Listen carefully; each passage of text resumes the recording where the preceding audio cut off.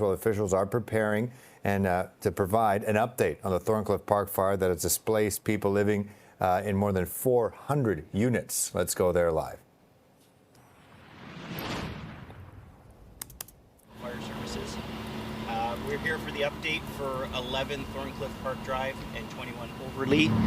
We have maintained crews and active firefighting throughout the night. Progression, as before, is still very slow. It's access issues to this fire. We've been monitoring heat levels and air quality for CO levels throughout the day. Our progress is going in the direction we want, however very slowly, but that is a positive outlook that numbers are either staying the same or going down for us. So is the fire still burning behind the walls? The fire is still burning behind the walls. I would describe it as a smoldering fire in a very tight, confined space, and it is still burning and smoldering in there. And yesterday you didn't have eyes on it. Can you see it? Can you get at it now? No, we cannot. That will not change. It is pressed in between two high-rise walls. We will not have visibility on it. We have very limited access, which we are utilizing right now for the firefighting efforts, and that is what is going to be. It's going to be just an extended effort to get water into the areas that are smoldering and continue the effort on. So how, you said, I think yesterday that it would be at least 24 hours after the fire's out before residents can come back. So when's your best expectation for when the fire will actually be out? We do not have an expectation. It is right now it's maintaining levels, which is fantastic. There's no elevations, but progress, I look at it as positive because things aren't getting hotter and air quality is remaining the same. But that doesn't indicate that we're close to the end or anything like that. It's just we're maintaining the firefight, and it's an ongoing process. So you can't even say if it's hours or days? Absolutely not, no. And what do you say to others, residents in hotels who really want to go home? And if you look at the building, it doesn't look that bad, but obviously that doesn't tell the story. Yeah. So what do you say to those residents when they're saying, when can I be back in my house? Yeah, unfortunately, we're thinking about the residents, and we're thankful they're in comfortable shelter, but yeah, we thank them for their patience. We don't have answers for them at this time. It's their safety that we're taking this much precaution, and there's no timeline attached to it, unfortunately. A lot of residents had to be evacuated. That went smoothly? It went very smoothly. We have all our partner agencies helping us out. Toronto Emergency Management, paramedics, Toronto Police. We had the Red Cross and the TTC providing shuttling for us. So sheltering went very smooth. One of the community centers helped out, and everybody's nice and warm in a hotel this morning, so that's positive. And what's the update on the carbon monoxide? Carbon monoxide levels have been down over the last 12 hours. They still tend to fluctuate, but not up. They have not. With an unusual long fire like this, is the 24 hours after it's out still cold, or is there additional complications cleaning it out? 24 hours is a set time that we have, that we follow in our protocols. That 24 hours won't go less. If we need, the 24 hours goes more. That's our procedure. There's a possibility even after the fire is eventually out, it might be more than a day before people can come back. Absolutely. It depends on how safe the building will be for the people coming back. That's the bottom line on it. You talked about yesterday about this being an unusual fire. It's not the usual kind of, we see the flames, we put out the flames, and then people come back. The fact that it's gone an extra day and you don't even know when it's going to go, how unusual is it? It's unusual, the fact that this type of firefight, we are used to visualizing how far we're getting. This way we're using monitoring of heat and air quality to determine our progress. The other thing that's quite different is the access to it, where we use large quantities of water to put out fire. This limits us to access points where we can put specific amounts of water in, or it just comes back at us. So it is different in that way.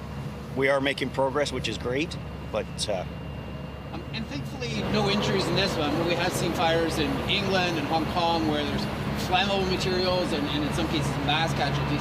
That's not the case, but is there something unusual about this that could be in another building where you have two buildings and a wall, or like in other words, is there something the fire department should be looking out for going ahead if there's another fire?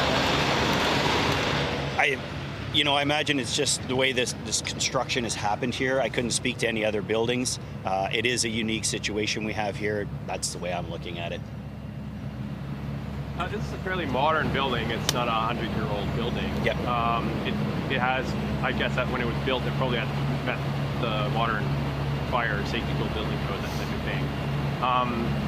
Is there something about construction maybe from this era that would have exacerbated a fire like this, or can you speak to that? Or? I don't think so. As I said, this is a unique fire. It's just in a tight spot. Like, as you say, everything here is up to building code. For the era that is built in, but I don't think that has anything to do with this. It's just the uniqueness of the confined space. Are you finding are fires like this, or maybe, I know this one's unusual, but like, are you going to find more, are you concerned about fires in other buildings of this era happening like this? Like, is it just something about the construction or something like that? Yeah, I'm just looking at this as a unique event. No, I'm not worried about anything else going on. Thanks, everyone. Okay, thanks. All right, so we have good and bad news when it comes to this fire, which happened on Thursday afternoon at the two apartment buildings at Thorncliffe Park, at 11 Thorncliffe Park Drive and 21 Overley Boulevard. Over 400 apartment buildings you can see there, completely unoccupied.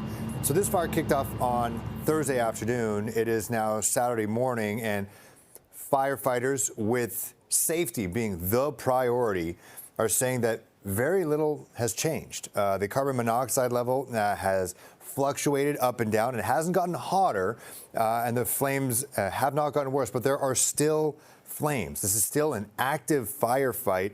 It is a very slow and methodical firefight because the fire basically is wedged in the walls. And there is a very meticulous way to try to fight this fire. They're saying that this is moving very slowly, and they are doing this with safety of the firefighters, but also of the residents in mind, because they obviously can't fight it normally like a fire would be on the outside or on a roof of a building. It is within the walls of this apartment. They say it's a smoldering fire in a tight, confined space. And at this point, for the hundreds of families who, as I mentioned, it is -5, it feels like outside. They are staying in hotels right now, but there is no timetable of anyone moving back to these apartments anytime soon. When asked if there is even a timeline right now, the fire service saying absolutely not. They have no expectations right now on when people are going to be moving back in. So again, they've already been out since Thursday.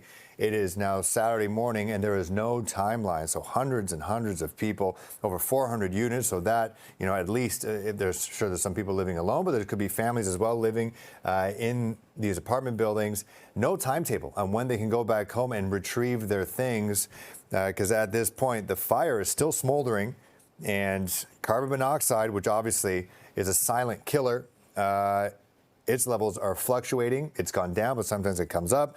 Temperature has not gotten warmer. That could be the biggest update there, and the most encouraging piece of information, that it's not getting hotter. The fire isn't traveling. It isn't heating the place up more. But this is going to be a very slow and methodical process of putting this fire out. And we'll continue to try to get updates. But right now, it does not seem like anyone's going back home today. And there is no expectation on a timetable. And so when there is one, we'll let you know.